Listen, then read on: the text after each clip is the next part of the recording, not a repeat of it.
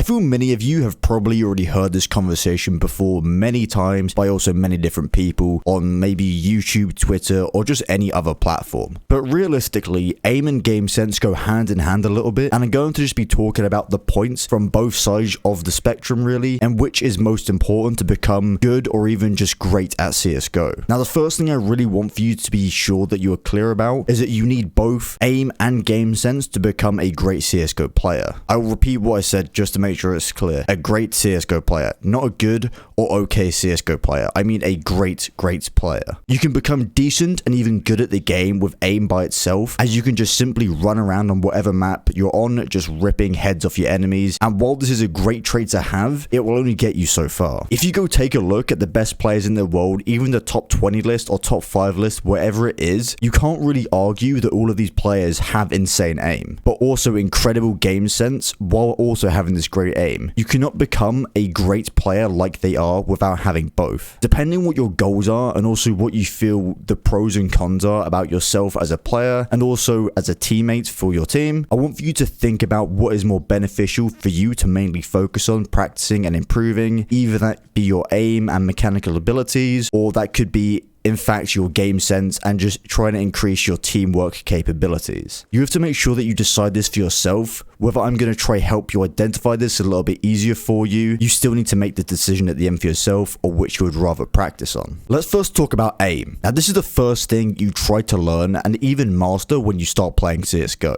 Having great aim can get you to a decent level, however it does have a fall off point where you will notice that people in the same games as you will have very similar mechanical abilities. Personally, I think that you can easily get to level 10 on Face It and even global in matchmaking just through having great aim. That is the great thing about playing pugs, is that it is almost all about your mechanical skill and your mechanical ability. If you're in a team, then aim won't be as much as effective as it would be in pugs due to the enemy team just simply not letting you get away with as much as you would be able to in pugs. When we take a look at game sense, we also need to realize that having great game sense and bad mechanics can also get you to a decently high level at the game, because you can just simply outplay, out-rotate, and just have a incredibly better read on the game than players against you will have. However, like the aim against game sense does, this also is a point where you hit a brick wall of how far you can get without having both. If you're looking for the answer for me to tell you of which is more important than the other, I will break it down to a more simpler level for you.